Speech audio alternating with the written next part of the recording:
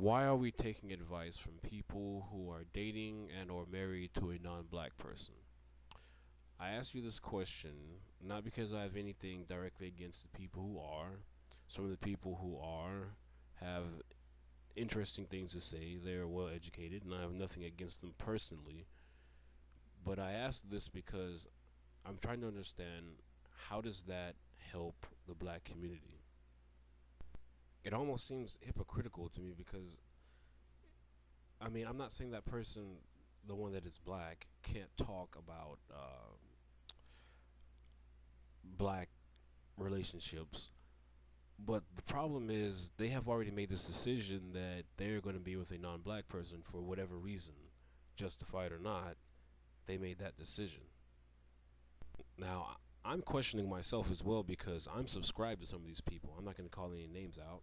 And again, like I said, some of these people are well educated, intelligent, but how is that enforcing or endorsing black love, black community for ourselves, for our people?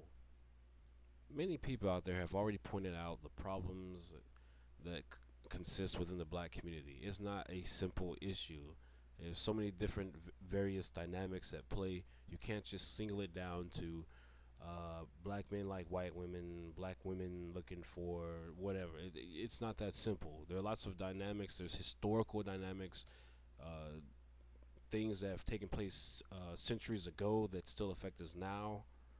It's not a simple issue. But the main thing here is that, and I'm watching this, and I've been watching it for quite some time, and I haven't said anything, but I have to say something now, and I'll just repeat myself.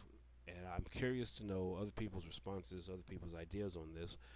But why are we listening and taking advice from people who have clearly stated and are enjoying the fact that they hopped the fence or in a relationship with a non-black person?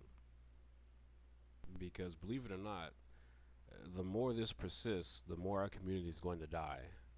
I mean, the constant mixing. History has shown what happens to a group of people who do this. I've stated this many times in several of my videos.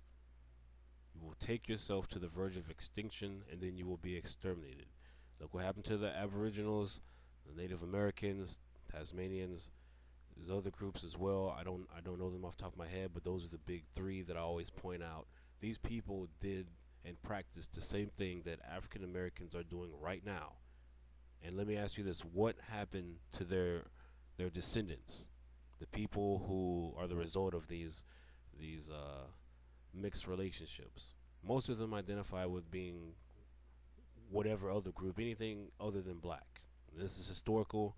It goes back as far as Egypt all the way to now. And I'm not saying many of the children that are a result of these mixed relationships will identify more with uh, the other culture more so than their black culture, but using history as an example, you can clearly see what happens every time. They will become integrated into whatever dominant society or most promoted culture that they are in. And since we're in the Americas, more than likely they will adopt European customs, ways, beliefs in life, etc., etc. So I ask this again: why are we listening to people who have clearly jumped the fence, expressed that they're happy and fine and have no problem with it?